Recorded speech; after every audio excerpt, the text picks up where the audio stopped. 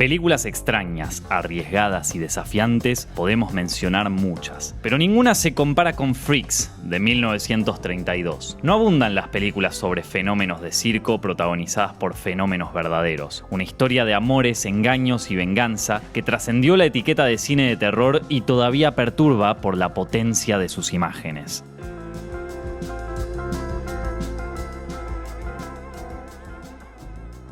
Resulta imposible adentrarse en los secretos de la película sin antes indagar en la vida de su principal responsable, el director Tod Browning. Nacido en Louisville, Kentucky, en 1880, Charles Albert Browning siempre se sintió atraído por el mundo del espectáculo. En el patio trasero ya montaba obras de teatro como una manera de canalizar su imaginación. Una imaginación que, además, le permitía huir de una realidad deprimente, con una familia de buena posición, aunque atormentada por la muerte de una hija. Siendo muy joven, Browning se inclinó cada vez más por el teatro y participó en el coro de su iglesia. También leía mucho y soñaba con formar parte de uno de los circos y las ferias ambulantes que solían pasar por la ciudad. A los 16 puso los sueños en práctica. Se escapó de la casa para unirse a un circo. Allí, en medio de trapecistas y contorsionistas, en medio de individuos como los que poblaban su imaginación, se cambió el nombre a Tod y encontró su lugar en el mundo. También en ese ámbito convivió con los llamados fenómenos, personas con deformidades que eran promocionadas como grotescas atracciones. Con el tiempo, Browning se perfeccionó como actor, payaso, contorsionista y cantante, y también participó en pruebas arriesgadas. Para un número titulado The Hypnotic Living Corpse,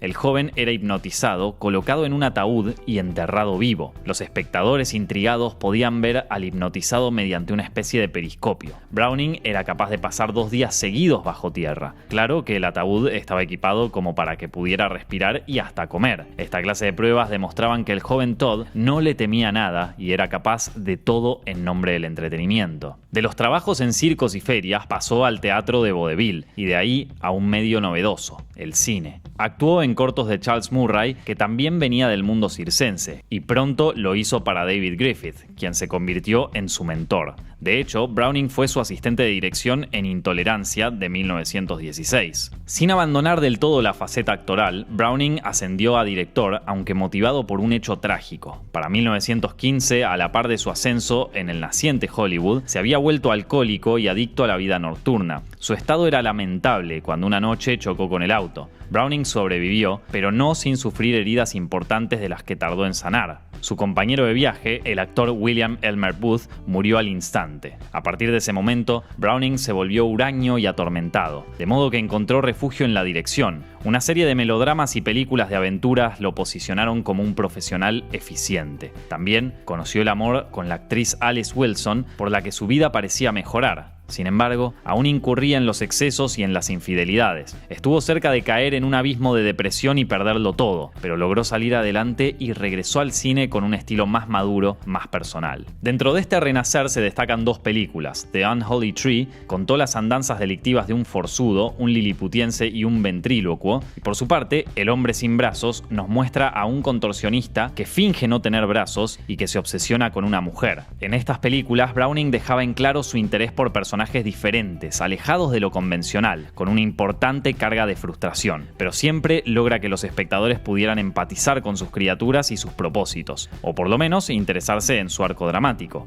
Además, en estos y otros films de aquella etapa, contó con Lon Chaney, su actor fetiche. Pero el mayor éxito comercial de Browning fue Drácula, de 1931. Protagonizada por Bela Lugosi como el célebre vampiro, este film dio inicio a la saga de monstruos de Universal Pictures y oficialmente al cine de terror en general. Ante tamaño suceso, Browning dejó Universal y volvió a MGM, donde había realizado los films con Chaney. Ahora, convertido en un cineasta respetable y exitoso, disponía de la libertad del estudio para filmar lo que quisiera. La idea para Freaks data de 1929 y llegó por el lado de Harry Earls, el actor liliputiense con el que había trabajado en The Unholy Tree. Él le sugirió leer el cuento Spurs de Todd Robbins, publicado en 1923. Se centraba en Jack Scurv, un enano de circo que odia la vida que le ha tocado y se enamora de Joan Marie, una jinete alta y voluptuosa que forma pareja con el galán del espectáculo. Cuando de pronto se vuelve millonario gracias a una herencia, Jax consigue que Marie se convierta en su esposa. Ella lo hace por interés económico, pero a él no le importa y la quiere únicamente para sí. De De ese modo, la relación adquiere niveles de obsesión, perversión y muerte. Tras leer el cuento, Browning se acordó de sus propias experiencias como artista de feria, por lo que enseguida conectó con el material. Ya había plasmado algo de eso en uno de sus largometrajes anteriores, The Show, de 1927, que incluye una exhibición de mujeres deformes. Pero este nuevo proyecto sería su oda definitiva a sus comienzos artísticos y una manifestación de cariño y respeto eterno hacia los freaks. El director también confesó que, al ser tan diferentes y padecer el rechazo, creaban grupos herméticos y ni siquiera él podía ganarse su confianza. MGM pagó $8.000 por los derechos de Spurs, pero la producción debió esperar a que Browning concluyera sus compromisos con Drácula. Cuando el cineasta por fin estuvo disponible, contó con el apoyo de Irving Thalberg, el jefe de MGM. Por otra parte, la empresa veía en este largometraje las cualidades necesarias como para competir con las películas de terror de la Universal. Si bien la esencia del relato de Robinson quedó sin tocar, Browning se encargó de darle más participación a los otros freaks que aparecen en el texto y no temió cruzar varios límites, especialmente durante el tercer acto. Igual mantuvo la premisa de que los deformes no serían los malos de la historia, sino las llamadas personas normales. La decisión más crucial del realizador fue con respecto al elenco protagónico. Los freaks del nuevo título debían ser personas con malformaciones verdaderas y no actores maquillados. Era la primera vez que MGM y cualquier estudio de Hollywood daba el visto bueno para una idea tan fuera de lo corriente. Una vez más, Thalberg resultó fundamental para que Browning gozara de libertad creativa. El director de casting, Ben Piazza, recorrió ferias y circos de la costa este y juntó material abundante para que Browning pudiera elegir. Entre los seleccionados por el director se destacan las siamesas Daisy y Violet Hilton, que habían triunfado en su Inglaterra natal, el príncipe Radian, el hombre torso, que provenía de la Guyana británica, Schlitzie, uno de los microcefálicos que eran denominados cabeza de alfiler, Josephine Joseph, que era mitad hombre y mitad mujer,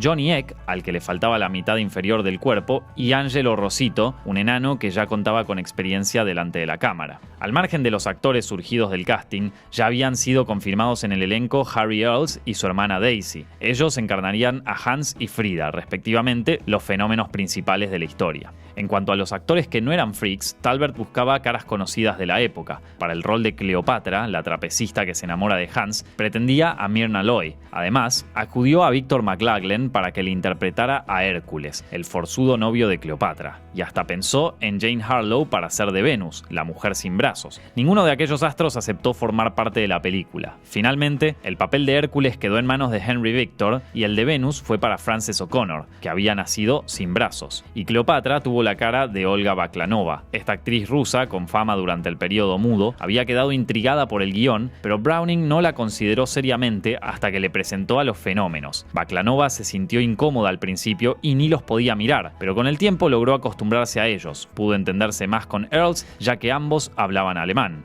El rodaje tuvo lugar entre octubre y diciembre de 1931. La presencia de protagonistas tan inusuales no pasó desapercibida, en especial para los técnicos, quienes pidieron que no tuvieran acceso al buffet de los empleados. Dice una anécdota que uno de los desprevenidos fue Francis Scott Fitzgerald, el escritor de novelas como El Gran Gatsby, que por entonces trabajaba como guionista en MGM. Se comenta que cuando llegó al bar el del estudio se había llevado un susto al toparse con las hermanas Hilton. Lejos de sentirse como marginales, los flamantes actores eran arrogantes y se comportaban como estrellas, incluso entre ellos mismos. Sus excentricidades incluían pasear usando anteojos negros y exigir trato preferencial. Semejante comportamiento tenía una explicación. Cada circo o feria tenía su propio fenómeno verdadero, y la repentina unión de varios provocó una tormenta perfecta de arrogancia. De todos modos, Browning supo imponerse ante cada uno y debió aprender a dirigirlos, ya que la mayoría nunca había actuado. Algunos hablaban en voz tan baja que costaba entenderlos, mientras que otros, como Earls, tenían un acento más fuerte. Un auténtico desafío para el director, quien no olvidaba que la acción de la historia transcurría en Francia. A pesar de las presiones del rodaje y de las poses de estrella, Browning se encariñó con los fenómenos. Les tomó aprecio a Johnny Eck, al que los llevaba a la grúa donde iba la cámara. Eck también tuvo una buena química con Baklanova, pero no con los otros fenómenos. Browning y su equipo no tuvieron interferencias de MGM durante el rodaje, pero todo cambió cuando le tocó mostrar mostrar la película terminada. Los altos mandos del estudio quedaron horrorizados. En enero de 1932 se realizó un testeo donde se comprobó que los espectadores sentían el mismo asco que los ejecutivos. Cuando Freaks llegó a las salas el 20 de febrero de 1932, el público y la mayoría de la crítica fueron pura indignación. Nadie estaba listo para un film tan retorcido. De los $310.000 que costó, apenas recaudó $4.000. La película también tuvo problemas con los comités de censura de cada rincón de los Estados Unidos. El panorama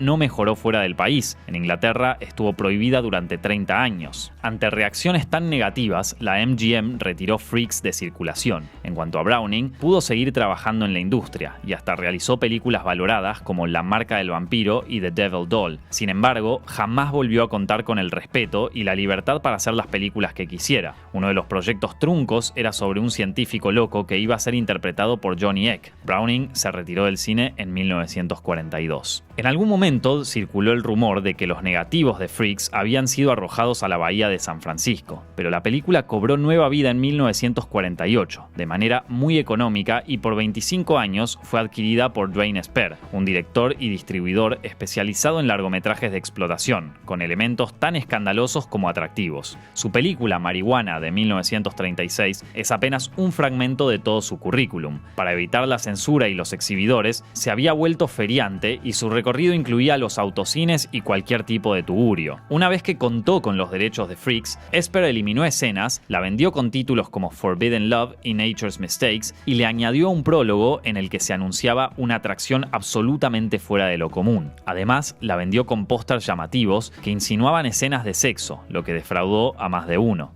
Con el tiempo, los fenómenos protagonistas empezaron a denostar la película. El único que seguía elogiando la experiencia y el resultado final era Johnny Eck. Pese a todo, varios de ellos siguieron teniendo una carrera exitosa en el mundo del espectáculo y algunos pudieron volver a la pantalla grande. Harry Earls continuó siendo parte fundamental de The Doll Family, un show que realizaba con sus 3 hermanos en los circos más famosos de la época. De hecho, los 4 participaron en El Mago de Oz de 1939. Las siamesas Helton protagonizaron el thriller Chainful Life de 1952, pero el fracaso del film y el prejuicio de Hollywood la llevó a terminar en el anonimato y sin dinero. Quien tuvo más trayectoria cinematográfica fue Angelo Rosito. Trabajó a las órdenes de Cecil B. DeMille, luego participó en producciones de clase B y programas de televisión. Uno de sus últimos papeles fue en Mad Max Más allá de la cúpula del trueno. Con respecto a Freaks, tuvo su merecida revancha. A mediados de los 50, un grupo de fanáticos consiguió una buena copia y comenzó a proyectarla en museos y universidades.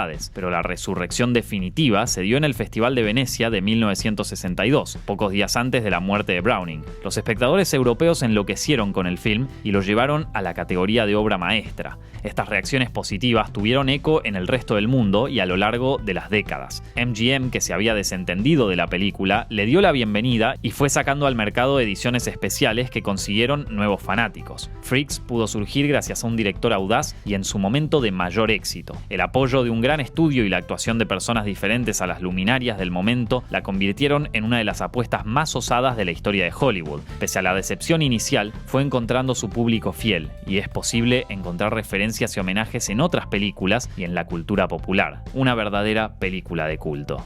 Y eso fue todo por hoy, amigos, pero no se vayan sin dejar su like ahí abajo, compartir este video con sus amigos y suscribirse a Zepfilms para más sobre sus películas favoritas. Mi nombre es Nicolás Amelio Ortiz y nos estamos viendo la semana que viene.